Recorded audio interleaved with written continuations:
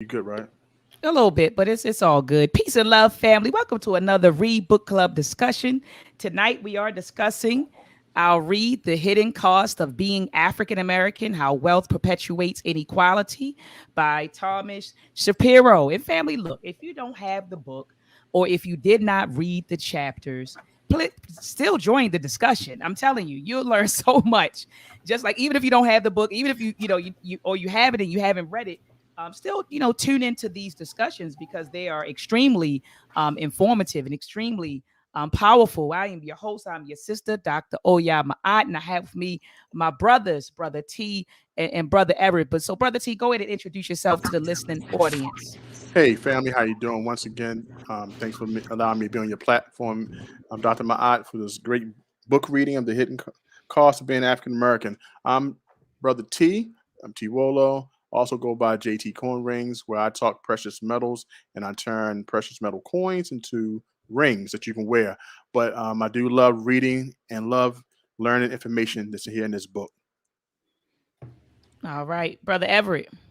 Peace and blessings, brother Ever from Real Truth and Power Live and Real Truth and Power Nonprofit Business, and blessed to be here to show some love. Also, Division Secretary and Treasurer of the UNI in Baltimore. Always got to kick out love for my That's UNI. right. That's right. That's right. And happy Black August, family. Today is August the 8th. And so I meant to say hopefully I wish you all a happy Black August the last Sunday. But if I didn't, happy Black August, family. A lot is going down in August. We're turning up, Brother Everett. Tell them what's happening on the 14th. 14th in Baltimore, we have the Marcus Garvey Day Festival. It's going to start with a march on somewhere off of North Avenue. I think Penn North Station, but I'll get that information. And we're going to head over to Harlem Park School. We're going to have Black vendors. We're going to have a lot of powerful speakers. And we're going to celebrate Garvey Day as best we can with Black love. Absolutely. And shout out to the Melanated Cafe, his organization for Black August. They have a bunch of things scheduled, family. Movie showings. They're going to be taking a pilgrimage to Virginia to go to one of the rebellion sites. And so that organization, they're doing a lot of big things. And so check out the Melanated Cafe. He's on Instagram. Check them out. They have a lot of things going on. Also, family, check out Baba Imhotep, PLM, Pan-African Liberation Movement. They have Race First. They have the Race First rally here in Baltimore. And from my understanding, there are about 10 other cities who've joined in who are having Race First rallies on August the 28th. Okay, August the 28th in 10 cities. They're Race First rallies are taking place. I had the honor of interviewing the coordinators from these different cities. And so be sure to go back and check out that video where you have these coordinators talking about the Race First rallies. I know it's going to be one in Philadelphia, one in Buffalo, New York, of course, one here in Baltimore. Another one is taking place in Mississippi, Ohio, LA, Arkansas, and a few other places. Okay, so be sure, family, to go to that video and check it out. I also want to just give a quick shout out to Dr. Runoko Rashidi. He became an ancestor last Monday. Last Monday or Tuesday, he transitioned while he was on his trip to Kemet. And so I know right now in the Hoppy film, they're over there paying tribute to Dr. Runoko Rashidi. I also had my own little tribute to him where I brought on Professor James Small to talk about the work of Dr. Runoko Rashidi. And so we gotta, family, we gotta honor them. We gotta honor them, and we have to continue their legacy, continue his legacy. He actually transitioned while he was at work. He took a group of people over to Kemet. And while he was there, I think they said he arrived on Friday and ended up having a heart attack on Monday. And so, my heart goes out to him and his family. And I'll also be posting his family's Cash App because I'm hearing things about them needing to get the body back here, to the country and to help with funeral expenses and all sorts of stuff. And so I'll make sure that I post that information underneath this video. So I see Brother Akata's in the building. Peace to you, brother. The Melanated Cafe is in the building. Peace to you, brother. I see Justin Maurice. He said, peace, Dr. Ma'a. Glad to catch you live. It's been a while. Yes, indeed, sir. Thank you so much for being with us today. Thank you so much. All right, so let's jump right into it. we're reading chapter 4, or we're discussing chapter 4, middle class in black and white. How level is the playing field? And we know that the playing field isn't level. We know that. And so that is what the chapter is about. So what Shapiro is doing at the beginning of this chapter is literally comparing the wealth of blacks and whites. That's what he's doing. He's comparing the wealth between blacks and whites. But I always like to start off with middle class blacks and whites. And so I want to first start off with a definition of middle class, right? And he says, well, to define the middle class, we look first at income, marking families in the middle 60% as middle class. So those earning between 17,000 and 79,000. He says this relative definition will always produce a middle class representing 60% of families. With regard to education, we can draw the middle class line at families in which at least one adult has earned a bachelor's degree. The most commonly used method of determining middle class status, employees' job rankings. He says this notion of middle class includes professionals, technical workers, administrators, managers, supervisors, and clerical and sales workers. So basically, he's saying that when the definition of middle class includes your job, your income, and your educational achievement. And he says that most Americans consider themselves middle class people anyway. Okay, and so that is the definition of middle class. But can one of you brothers talk about what Shapiro found when he compared the wealth of middle class blacks to the wealth of middle class whites? Brother T. Brother T, your mic is muted. You gotta mute your mic. Go ahead, Brother T. There we go. I wanted to point something out with that first page that Tom Shapiro put together. He said, the genius of the American dream is the promise that those who work equally hard will reap roughly equal rewards, be it in wealth, lifestyle, or status. The question of equal opportunity frames a truncated national dialogue on race because we feel deeply that these barriers blocking achievements are based on race are unfair and deprive society of skills and talent. One thing that I wanted to stress was that he wanted to point out that people believe about work hard, not defining hard, work the same because everything is equal, that we'll get equal results. And what he stressed in this chapter is that middle class is different. It depends on a certain amount of terms like class. And also, I wanted to break down what it means to be middle class just a little bit more before we go any further. Go ahead. Middle class, having a job that can comfortably but not extravagantly support a family, being able to afford a safe car to commute to work and reduce injury and fatality from accidents, being able to take 2 to 4 weeks of vacation a year with a family. Now, this is something else I looked up. Now, in this chapter, just my extra research to talk about this first page. I love that. What was your reference for that definition? This came. I'll break it up one second. It came from the Motley Fool. The author name was Matthew Frankel. I love it. All right, I'm getting ready to write that down. Are you middle class? 5 traits you might have. The ability to pay your bills on time, a secure job, ability to save money, time and money for vacations, at least $1,000 in savings. The Motley Fool by Matthew Frankel was an article that he wrote. So just to put things in context, these things you should be able to normally do as defined as middle class. But as we'll find out later on in the chapter, and as we discuss, that there's a difference between families, what they see as middle class and how we see middle class as being the blacks. Beautiful. And so, Brother Everett, when he compared the middle class, I'm sorry, let me do this first. When he compared the wealth of middle-class blacks to middle-class whites, what were some of the discoveries, if you could think of them? Mm. Well, which was astonishing to me, he goes on and compares of equal value. So he's saying, okay, I'm going to take black middle class with good education, good income. What was the other one? Education, income, and I don't know why I went blank here. No, income. Oh, And, job, job occupation. ranking. So they all had good jobs, good income, and nice education. So from the income and the education level, it was equal. It was pretty much equal. But he was trying to figure out, he wanted to prove that doesn't define the separation. It's something else there. So what we wind up going, he goes into interviewing a few families and showing some charts. One of the things that really stood out was the fact that we all made the same income.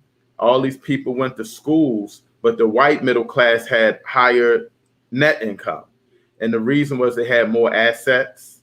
They didn't have a lot of student loans they had to pay. And as we went through all the other chapters, the most important thing was it was a lot of inheritance given to give them the advantage. And I thought that was really crucial, especially most of the times the black middle class families, they had student loans they had to pay. Not to go too forward, but one family, I think they had to use the 401k, use all of that up. And they had probably more income as far as money in a home than the white family. In fact, one white family, the father was laid off of work, but the net assets, the white family had more because the home was paid for. They didn't have student loans. They didn't have all of those bills. So when Brother T was talking about when he went to define middle class, a lot of times we think we're middle class because we make a certain amount of income. Or we're on our own. For example, me, I went through there like I'm middle class. I'm an entrepreneur, but I don't have time to take a vacation right now. So I guess I'm not middle class. I got to work. Somebody calls out, I got to work. So it's a little different when we start talking about middle class and we break it down. And I really got into the fact that he was comparing those families. That was real powerful. Absolutely. And I just, what you sparked, you really sparked this idea. And I just want to share my screen really quickly. You said that, when we were comparing middle class whites to middle class blacks, and in terms of their college degrees, you would think that, people who are equally educated, right, should have the same amount of wealth. But you see here, this was an article from the Wall Street Journal that was just published. Look at this, August the 7th. And it says college was supposed to close the wealth gap for Black Americans, but the opposite happened, right? The opposite happened. And, it goes on to say Black millennials thought college would help them get ahead. Instead, it is setting them back. And so all of this is doing, Brother Everett, is giving credence to what you just said, that, when we're looking at these charts and we're comparing the wealth between middle-class whites and middle-class blacks as it relates to education, we see that it's not, the education isn't helping us, and it's not helping us close the racial wealth gap. Not that it's not helping Black families, progress, but it's not helping to close the racial wealth gap. It says the median net worth of households with Black college graduates in their 30s has plunged over the past 3 decades to less than 1/10 the net worth of their white counterparts, according to the Wall Street Journal analysis. And just like you said, Brother Everett, that's because we don't have parents paying for us to go to college. Typically in the Black community, you got to figure it out. you got to either get college loans. Your parents would say, hey, look, and I've had conversations with my peers and other people. Your parents would say, look, I'll provide you with, some food, clothing, and shelter, whatever. You on your own when it comes to college. You're going to figure this thing out. Right. So a lot of us took out loans. I went to the military. I give thanks that my mother was able to provide me, again, with food, clothing, and shelter. So I was good with that. But I went into the military to take advantage of the Montgomery GI Bill to pay for college, and I applied for scholarships and things of that nature. But, a lot of folks, are in debt, and so, like you said, Brother Everett, we don't have that leisure. And so we see that when we're comparing the wealth. I'm looking at the chart on page on page 91, the educational middle class. And you see here that it says that, the median net worth for whites who have an education is $111,000. For Black people who have an education, educated Black people, our median net worth is $33,000. And then if you look at the median net financial assets, and right then, family, remember, net financial assets are your liquid, what you can grab now, right? So what you can liquidate and grab now, what you have access to now. So for whites, that's 56,000, and for us, it's only $15,000. And this is among your educated Black people, your educated Black class. Yes. And and one thing I do want to add before I pass the mic, I'm looking at the top of page 92, and I wrote powerful, but this is my fear.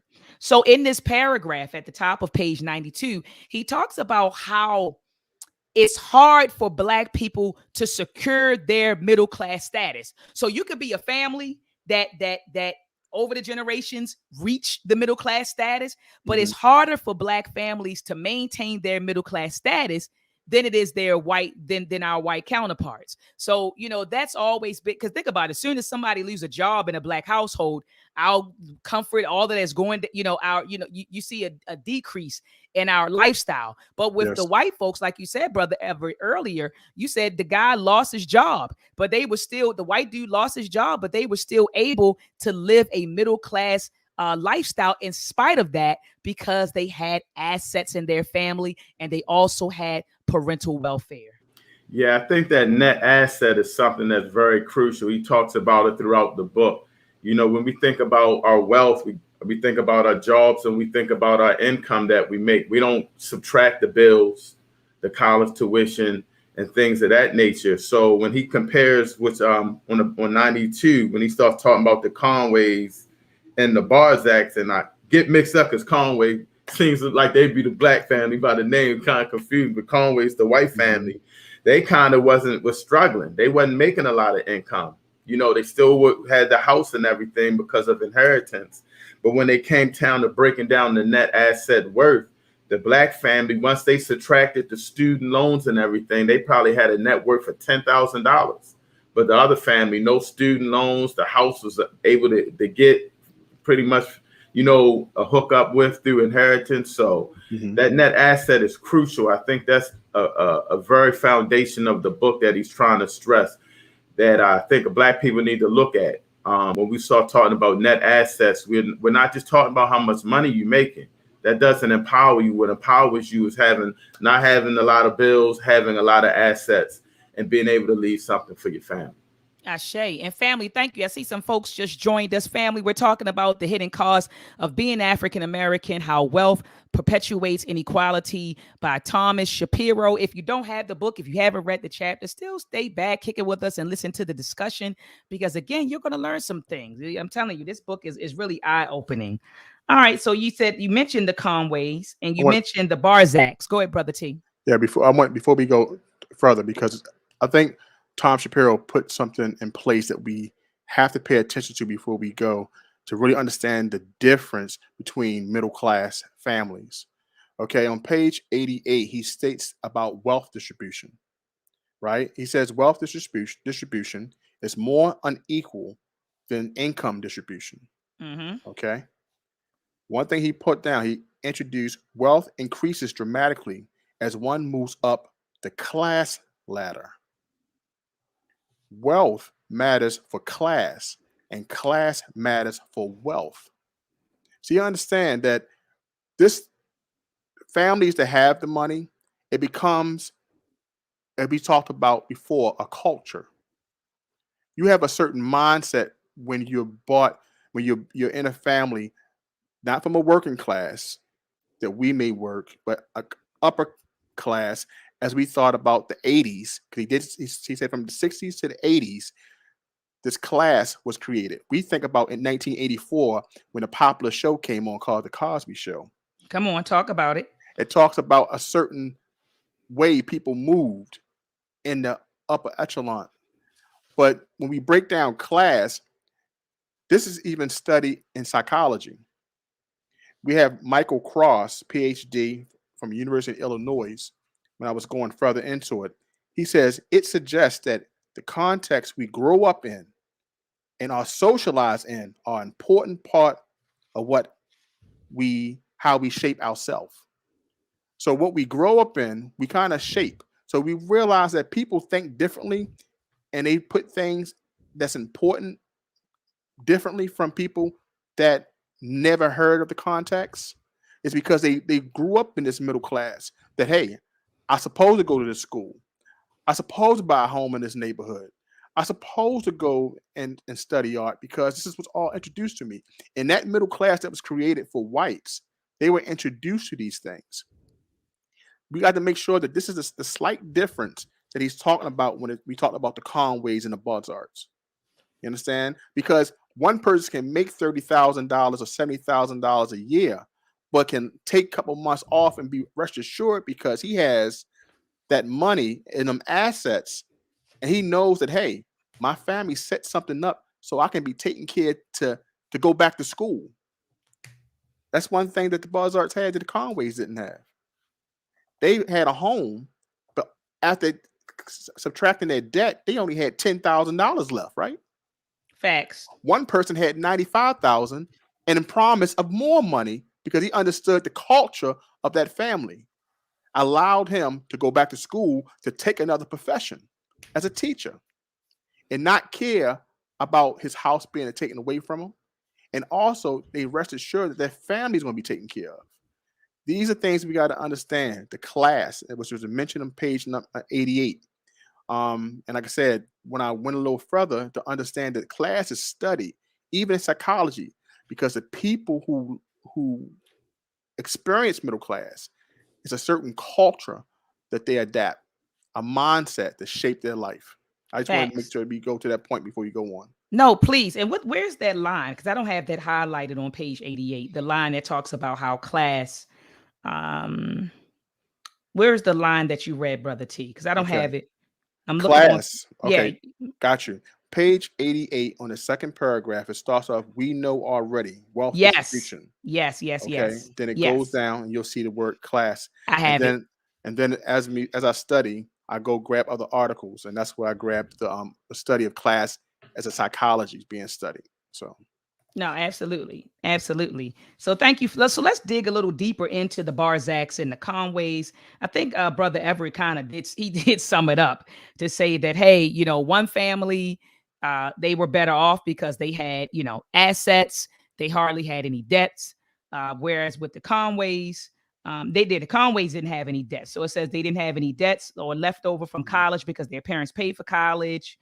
They were given $10,000 for their down payment, and like I think one of you brothers said, they inherited 95,000. Yep. But what about the $30,000? I know, right? It says from grandma. Yep, they got $30,000 from their grandmother. But one thing that Shapiro did point out, and I'm in the middle of page 94, he said the neighborhood they lived in was black. He said overwhelmingly black. And he said that was fine with them because what they did was, it says the Conways seemed to place more importance on proximity, right? Because they live closer to the downtown area. So it says that they place more importance on proximity and affordability than on class or race characteristics of their community. But he said as soon as they had a child, it all changed. When they were just, husband and wife and kicking in, they bought their house in that particular neighborhood. They weren't worried about the racial and class characteristics of that particular community. But when they had a child, they said, wait a minute. He talked about how they wanted to move to South Pasadena, where it says you would spend at least about $600,000 on a house. And they said, well, we're going to move over there because we want our child to have a certain quality, education. And so the area that they are now moving into is predominantly white. And it has, is a predominantly white upper class family. So, I was sitting here giggling when I read it. I said, oh, so initially they were cool kicking it in the black neighborhood. But when they had a child, they said, oh, we got to move.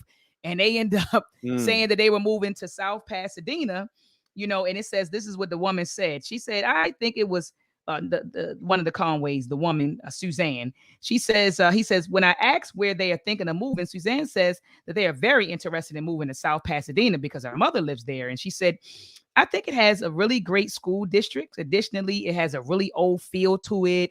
The streets are lined with trees that create archways. It has a lot of old buildings, which I think are terrific homes. But what Shapiro did was say, well, let me go and investigate this neighborhood. And come to find out, it's a predominantly white neighborhood.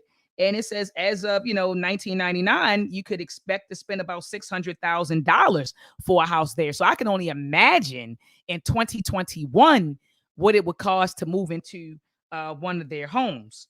So so again, it was just like, okay, they were cool kicking into the black neighborhood, but as soon as they had a child, they said, wait a minute, we got to get away and move into a community that looks like us, right? And shares the same class, like you said, class culture and values as we do. Do you brothers want to add anything? I think real quick, Dr. Mott, what was really crazy is they're moving during a time when the husband is unemployed. He's actually going to school. So when it talks about earlier how the net income was 70,000, the net income right at this particular point when they're about to move is only 35,000, and only inheritance received will be able to make this happen. So that's just real important that he stresses how they're just set up to succeed more than the Barzaks, who they don't have any. They use up the 401k. They'll have a net of 10,000 with both parents working. This family with one person unemployed has double that net worth of a family of two working members, and they're about to move into a better community with a $600,000 home. So that means a lot when you're unemployed and can do that. That speaks about wealth and inheritance and that financial gap and the advantages they have compared to the disadvantages we have. Absolutely. And I wanted to move into page 96. Oh, Brother T, did you want to add something before I moved along? No, I'm glad he mentioned that because it just, when I was reading along, it said about when Shapiro or one of the interviewers asked a question about how do they feel from moving from Jefferson Park to Pasadena. They avoided the question and said, well, Pasadena has beautiful architecture. because they understand, like we understood when you brought that point up, Dr. Ma'at, is that when it came to kids, that's all that matters. It's about making sure they put their kids in proper position to get the proper things in life. So it wasn't about the start of Jefferson Park. It's about the ending and the benefits of living in Pasadena. Absolutely. And that was powerful. That was definitely powerful. And Brother Justin Maurice asks, he said, does inheritance disparities play a part in the overall racial wealth disparities? Absolutely, Brother Justin. Absolutely. And that's what we've been talking about in this book, the cost of being African American, how wealth perpetuates inequality. Absolutely. And that's what the author is arguing, Brother Justin. So good. You haven't been here, but you're catching on, Brother Justin. You're catching on. And so I'm at the middle of page 96, where he's now talking about the myths regarding Black spending. And so a lot of white folks, and he said they found this out through surveys, that white people believe that we are in the economic situation that we're in because of our spending habits. We don't save enough. We spend. And so he said when, an economist actually reviewed a small number of studies on savings by race and said, well, we find no evidence that African Americans have a lower savings rate than whites, and then another economist said, it will examine saving rates and wealth accumulation amongst wealth and Black families. And they looked at it over a 10-year period. And they said they found that the racial wealth gap would have narrowed had the share of income that African Americans devoted to savings been as high as whites. It says, importantly, however, much of this difference is attributable to the fact that savings rates rise with income. So whites can save at a higher rate than we can because they have more income than we do. Mhm. And so, I love that Shapiro put that in there, because you'll hear a lot of things like, oh, Black people don't have money because of our values. We rather go buy Jordans instead of invested in the stock market, or we don't have money. So, or we look at how we spend our money. And so they would say that contributes to our economic condition in comparison to white folks. But Shapiro has totally killed that argument. Did anyone want to add to that? One of the things I like about this page in 96, I was introduced to this book by Dalton Conley. It's called Being Black, Living in the Red. And this sums up this whole chapter, being Black, living in the red, how we can live in this existence and have all this debt. And just like this Black or the white middle class family is allowed to move from one neighborhood to the next in order to receive assets, benefits of family members, all in their one existence. And as we truck along and try to live this American dream, this title of this book kind of summed it up: Being Black, Living in the Red by Dalton Conley. That's on the bottom of page 96 that he mentions this book. And one of the questions of this book that I think that we can look to answer: why does the wealth gap exist and persist above income differences? And the second question of this book was, does the wealth gap explain racial differences? And that's what the brother just mentioned a few minutes ago. And that's two of the questions that this book that Tom Shapiro mentioned from Dalton Conley. So I think that's pretty interesting, and it sums up what we've read so far. Absolutely. And I see on page 97, he moves the conversation. Well, he not really moved the conversation, but he really emphasizes. He says the racial wealth gap really is about class, not race. It's really about class, right? Because you're perpetuating these classes that have been structured. They're perpetuating, their wealth, right? And so he said it's really about class and not race. And he starts talking about parental resource capacities, right? The position, it says parental class positions and historical or historic inequalities. And so I want to just take a moment out just to share my screen again. So I looked at this and I sent this to you, brothers, earlier this week. When you talk about parental resource capacities and parental class positions, Mark Zuckerberg, right? I think he's a billionaire now. Everyone knows him. He owns Facebook, but he didn't just pop out of the thin air as a billionaire, right? It said Mark Zuckerberg's dad said he could go to Harvard, and we know how much money it costs to go to Harvard. He could go to Harvard or have a McDonald's franchise. Who does that, Brother T? What parent do you know? It typically, I'm talking about the average Black American, and say, look, T, look, man, I'm going to either send you to John Hopkins or I'm going to buy one of those checker franchises for you in Baltimore City, right? It doesn't, the average Black person doesn't experience anything like this. And so Mark Zuckerberg was already set up to win when he was in his dormitory and he was creating the social network for college students. He had parents who had money who could help his idea come into fruition. He didn't have to get business loans and all of that crap that we got to go through. He had a dad that, hey, Pops, look, this is my idea. This is what I've been working on. Could you help me? Can you invest in this? And boom, he blew up. This is also an article you sent me, T, that I read. A self-made success. Let's kill that myth. And so here you had someone who's worth a few $1 million who confessed and said, I'm not self-made. Like, we got to stop running that narrative in America that we're self-made, because we've had a lot of parental wealth given to us, or parental welfare. So brothers, do you want to expound on that? Well, Dr. Mad, he talked a little bit about it in the last chapter, but at the bottom of 97, among Black and white upper middle class families, whites are 1.5 times likely as Blacks to call upon parents with head starts. And he even talks about how Black people with less finances are usually giving money away for friends. But more importantly, he goes into saying that, again, like he stated in, I think, chapter 3, that white parents are pretty much giving head starts, while Black parents are depending on their kids as they get older. And I think that's very crucial as we start to think, like, as we get older, white parents are probably, they're okay. The only time he was talking about how the white kids help their parents out by helping them move. Maybe as they get older, they assist them, but not really financially.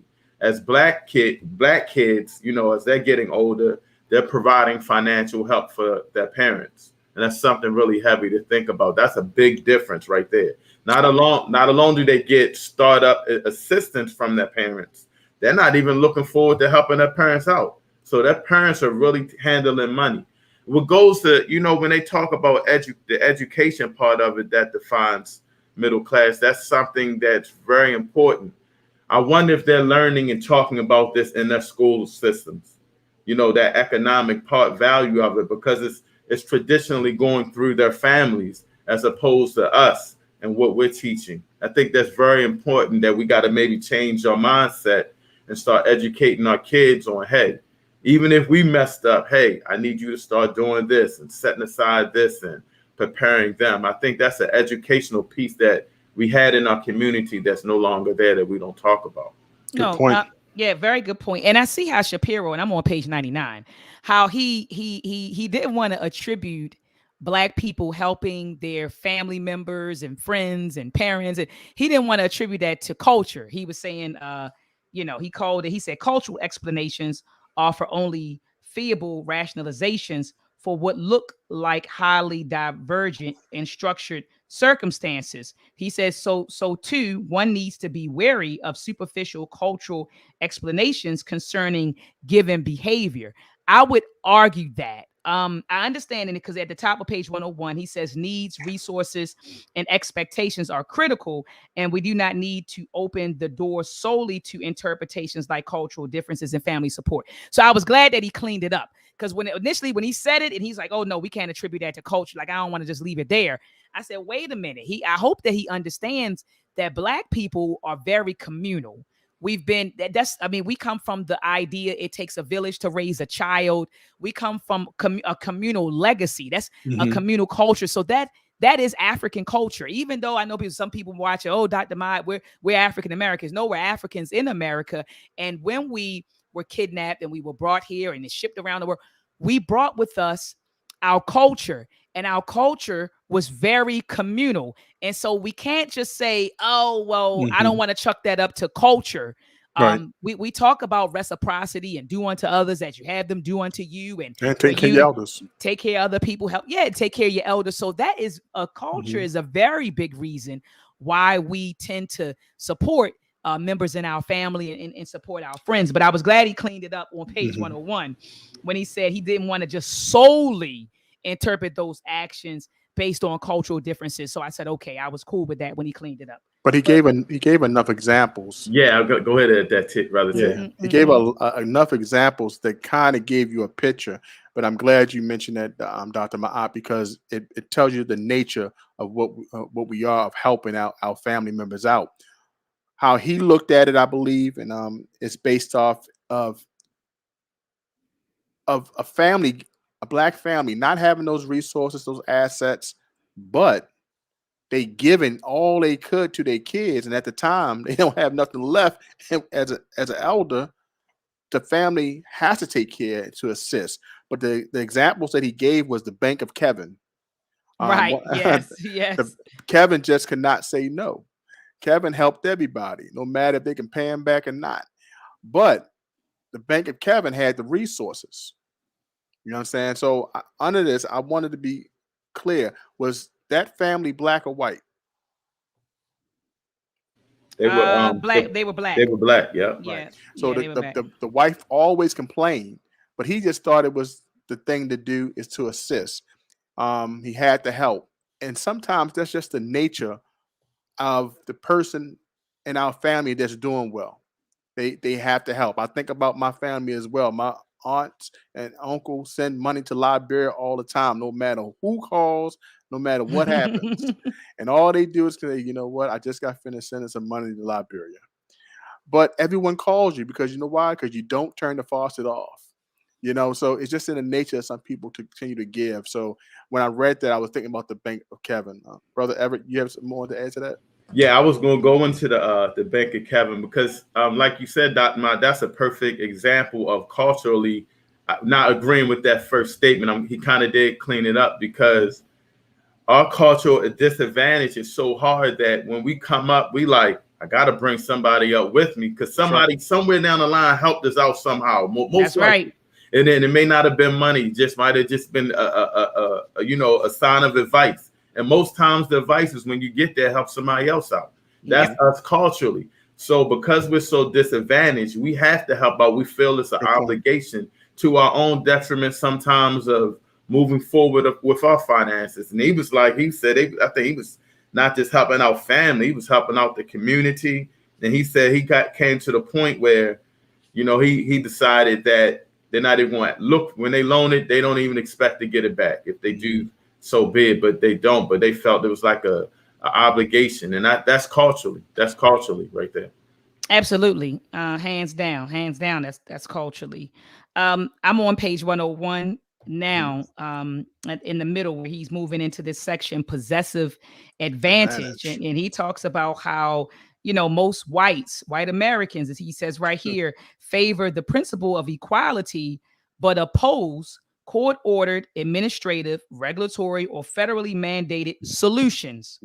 Poll data and survey research revealed that Americans, at least on record, have adopted the principle of racial equality. He says, as we know all too well, principles often differ from practice, and high levels of racial inequality endure in all arenas, both public and private. He also says that a sociologist, Larry Bobo, advances the idea of laissez-faire racism, right, to explain how whites justify racial inequality, right? And it says the appeal of this justification is that whites view African Americans as individuals just like themselves, using the same set of rules to compete for success in the marketplace, rather than as members of a group who were forced to play by rigged rules used historically to ensure their disadvantage and white domination. That's right. Oh my gosh, I thought that was powerful. And then he moves into what laissez-faire racism involves. And he said it involves persistent negative stereotyping of African Americans, a tendency to blame blacks for their own conditions, appeals to meritocracy, and resistance to meaningful policy efforts to ameliorate America's racist social conditions and institutions. That is a fact. I didn't know how to qualify it because we just say racism, but he says it's laissez-faire. I don't know if I'm pronouncing that correctly. Laissez-faire racism, but that's essentially what it is. So you have these whites that'll go out here and they'll talk about, oh, we need equality. But when it comes to making systemic changes in order to make it happen, they oppose it. That's right. They oppose it. And so that one of you brothers want to add to that. I'll go ahead. Well, it goes back to the last book we read, Dr. Mott, The Createness of Whiteness. The Createness of Whiteness. When they talk about all the laws that they put in place, it's systematic right there through the laws. And so and like he's saying, he's like, yeah, most white people like, yeah, everybody should be equal, everybody, but they kind of thinking like, well, let them find our own way. I got the laws in my favor. I'm not trying to give up what I had. And that's the division right there. They don't want to acknowledge that. They don't want to admit how they got things and how they have that advantage. And some of them may not even don't even associate it because it's custom culturally how they do things. So we don't know that much. But I thought that was powerful how he goes into that, talking about how they think about everybody should be equal, but not wanting to change the laws and stuff.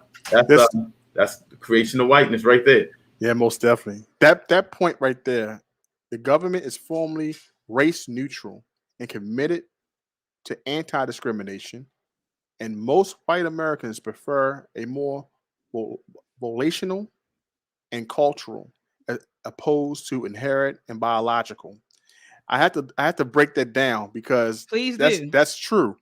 When I look at volitional, it says relating to the use of one's will, meaning that, hey, you can get out of this your own self. Yep. Not understand that it's inherent, meaning the person is stuck in. meaning because of what's been happening over the years and of the racism and Jim Crow and all the things that happened to us, that we are stuck in a situation. But they look at it as, hey, it's relational. You should be able to get out of this if you do what I do, because they don't want to admit to what they call the possessive advantage. So this is one of the one thing that kind of broke it down to me for this chapter. No, absolutely. I'm sitting over here. Absolutely, T. Like you said, they'll blame it on our culture. They'll blame it on, oh, they don't have the will to do it. Anything but systemic racism. Anything but, and now what they're trying to do is, the race now, theory. they're getting rid of the critical race theory. They don't want that taught. They don't want that taught in school. Right. Anything to keep on, perpetuating the mindset. You get what I'm saying? That it's not, that they don't have an advantage. It's not about race. And so they want to get rid of critical race theory. Right. So one thing that stuck out to me on page 102, and I have it underlined. I don't know if y'all can see all my scratches, but he says recent surveys have shown repeatedly that nearly every social choice, and I want you to hear this, family, every social choice that white people make about where they live, what schools their children attend, what careers they pursue, and what policies they endorse is shaped by considerations involving race. T, I just want to read that one more time. I just want to read that one more time, because I want people to understand this, that when we go out here and we talk about voting and all of this other stuff, and he says this, recent surveys have shown repeatedly that nearly every social choice that white people make about where they live, what schools their children attend, what careers they pursue, and what policies they endorse is shaped by considerations involving race. So white people have a race-first mentality. They operate with a race-first mentality. They ingrain a race-first mentality in their children. So while we're teaching our children to love everybody and to love and lock arms with everybody, white folks are like, hold on now. No. They're teaching their children, you got to worry about you first. You got to look out for your interests first, your survival first. And so, family, I thought that was very key here, because a lot of our people, when we talk about a race-first mentality, you hear a lot of people, I've even heard Black people say, is that racist? Dr. Ma'at, listen to you. No, we're supposed to love everybody. And that's that Christianized teaching that we've been given. No, you're supposed to love everybody. You're supposed to do for everybody. No, we're supposed to operate with a race-first mentality. Everybody else does it but Black folks. We've been socialized to lock arms with everybody instead of putting our needs first. Even with, and yes, I'm going to bring up Joe Biden. I'm going to bring politics into this. Jim Crow Joe. You clearly see that the Democratic Party has a history of not doing anything specifically for Black people. They do things for the LGBT community. They do things for the Hispanic community. They do things for immigrants, but they do not do anything for Black people. So why will we continue to vote for Democratic presidents? And this is not advocating, because people think when you dog in Democrats, you're advocating for the other. No, because I don't vote for either one of them. It's benign neglect across the board.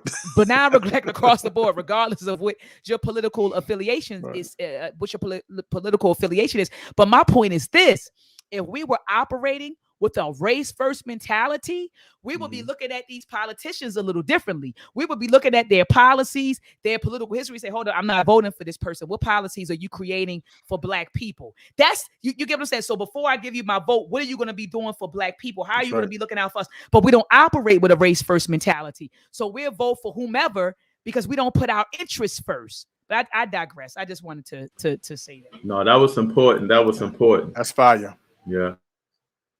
Dr. Mike, to continue on with that, you probably was going to go there, but at the bottom of 103, when they talk to the white lady about her privilege, when she's saying, got guilty. I don't think it's necessarily right that we have a better education and stuff. Everyone should have the same opportunities my children do, but they don't. Okay, I'll rephrase that. I don't think it's right that my children get to go to private school and get to wear Adidas, and there are other children living in the city who aren't fed breakfast, who wear raggedy, holey clothes. and have teachers who don't want to be there, and they get no educational benefits whatsoever. I feel guilty because I'm not doing anything to make their kids and inner schools life better or try to help them. I'm hiding out here with my little nice neighborhood and my little private school, and I'm sticking my head in the sand and pretending like problems don't exist, so I don't have a sense of guilt over it. They telling you, the white folks are telling you, that's how the average white person thinks. That's right. They're like, I know this is wrong, but I'm going to go hide out over here with my family and be amongst my class. There you go, T. My race and my class. I know it's wrong that we're doing that. We not really, but hey, I mean, that's their issue. That's the mentality that they have. Right. Go ahead, brother. Race first. And only one question will have them shivering to their knees. Would you trade with me? Would you trade with me? Everything. And the question, they look at you like a deer caught by headlights, right? Because they understand if they had to deal with it, they would have to do what they need to change it. Absolutely. See, and my mother used to say, people accept things, and if they accept it, the good and the bad, and if it's bad happening to them, they're forced to change it. They don't want to have to force to change it because right now they can walk out in society and be them and deal with all the hidden privileges and the possessive, what do you call it again? The possessive advantage. Yep. They can hide behind it because they can choose to tell you about it or they can choose to hide it. They don't have to, hey, guess what? Usually got to know that I work where you work and I get paid like you get paid. But I got this house over here that I can take off 2 years and just chill. I'm sorry that you have to live with 20 members all in one house and you can't have the benefits that I feel sorry for you. But these things, you have to realize that they don't want to change with us. What we have to do is change it. We have to find a way to change it. They would fight for it. They would create policies to make sure that they have the freedom. And one thing that he states here, that we have to find a way basically to understand that, to change it.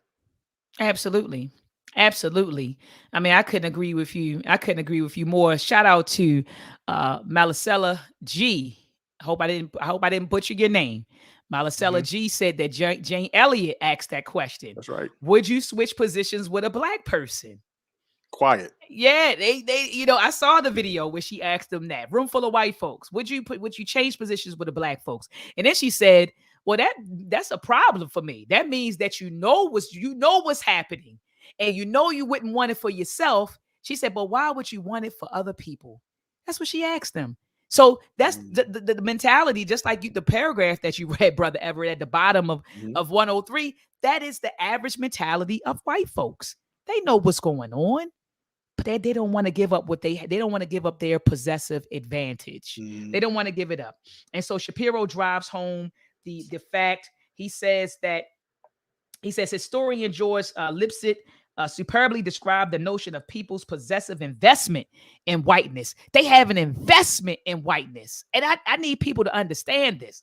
Just like you said, Brother Everett, if you read the book Birth of a Nation, they have investment. They have investment in their whiteness. He says, by which he meant the rewards and benefits that many whites accrue from past and present racial inequality. Many whites are born with advantages that come to families through profits made from housing secured in discriminatory markets, through the unequal educations allotted to children of different races, and through networks that channel employment opportunities and other benefits to relatives and friends. For many white families, these are hidden advantages that simultaneously structure and reward decisions around community, schools, and jobs. They don't want to give up they're not going to give up their white privileges. And so then he concludes with this. I'm at the top of page 104. He says, above all, advantages come to families through intergenerational transfers of inherited wealth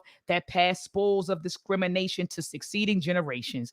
This structure of advantage provides many whites with resources, power, opportunities, enhanced capacities, and status. Advantage groups not only control important resources and institutions, they attempt to make their advantages appear legitimate in their own eyes as well as in the eyes of the disadvantaged. That was powerful to me. They legitimize having the power, having the wealth, having the resources, and then they try to make you who are disadvantaged, right, see or think that their advantage is legitimate. Go ahead, Brother T. No, that was it. That was it. You know what I got from it? Not to cut you off, Brother T. What I got from it, the structure. This is structural. You know what I'm saying? This is like a system, that intergenerational transfer of inherited wealth. You know, and he breaks it. It's like this is a structure that it provides many advantages. That's just powerful. That sums it up. It's just powerful. You said it right there, Brother Everett. Class is a system of power based on perceived social and economic status. They just walking into their light. You know, he goes back. That's why he mentioned class. You know, it's a system of power based on perceived social and economic status. And they reaping the benefits of what they set up. Absolutely. I'm up here. I had to grab my Bible for a second, the Blueprint for Black Power, because when I read that statement about how they legitimize their advantage and then try to get the disadvantage to see to view it as legitimate. Legitimacy is a form of power that Dr. Amos Wilson talks about. And so I'm you know, T, when you and I went through this text page for page, but I was going back to page 16 where he says competent and legitimate authority as power. And legitimate authority refers to a power relation in which the power holder possesses an acknowledged right to command and the subject an acknowledged obligation to obey. The source rather than the content of any particular command endows it with legitimacy and induces willing compliance on the part of the person to whom it is addressed. Authority can be said to be legitimate to the extent that it conforms to established rules. So he kind of gets into all of that. But legitimacy, or the power to make something look legit and have other people actually believe that it looks legit, that is power in itself. And so I just kind of wanted to add that. So brothers, before we close out, I see that Brother Justin Maurice asked another question. He says, does residential segregation perpetuate? I think he asked these questions that he knows the answer to them. But he says, does residential segregation perpetuate housing inequality? And how does that affect Blacks in terms of wealth? Thanks for taking my questions. Brother Justin, see, he's one of those ones. He pulls a Dr. Ma'at where we ask the question. We already know the answer, and we just do it for the audience's edification. But yes, residential segregation absolutely perpetuates housing inequality. In fact, Brother Tawolo, when we were reading Blueprint for Black Power, he brought an article to my attention that was published by CNN Money that talked about how Black people lost billions of dollars simply because they wanted to live in predominantly Black, neighborhoods, so that and again, and also redlining and all of that contributes to, perpetuating housing inequality and adversely impacts Blacks in terms of our wealth. So I think you already knew that, Brother Justin, but you just, you just kind of threw that out there. He said in the chat, Dr. Amos Wilson talks a lot about how whites try to legitimize their stolen wealth. They absolutely do. They absolutely do. So family, brothers, do you have any closing words before we close out? No closing words. You think we kind of killed it tonight, Brother T? Yeah, you ended it with Amos Wilson, Dr. Amos Wilson. You said it ain't nothing else to say? Ashe. All right, family. Join us back here, same time, same place, 7 p.m. Eastern Standard Time next Sunday. Next Sunday, we will be discussing Chapter 5 of The Hidden Cost of Being African American, How Wealth Perpetuates Inequality by Thomas Shapiro. Family, also holla at harvey.lewis@gmail.com to get your R.E.A.D Book Club T-shirt. All right, make sure you get it. I know, Brother Everett, you said you threw yours in there and stuff started. I don't know if you turned it. You said the stuff started peeling out. My wife might have did something, but I got another one coming, so I'm good. Okay, yeah, because I'm like, what happened? Did the brother I don't know. I said, did he wash it inside out or what happened? Because my stuff has been yeah, solid. your shirt's going well, so it could have been something she did. I'm not sure. All right, Well, all right, Brother Harvey's making a big one for me, so that's what's up. Special size. Special size. So yeah, let me put his email address on here on the screen, family. And so holler at him to get your R.E.A.D Book Club t-shirts. He's also on IG, and his IG account is hockey_customs.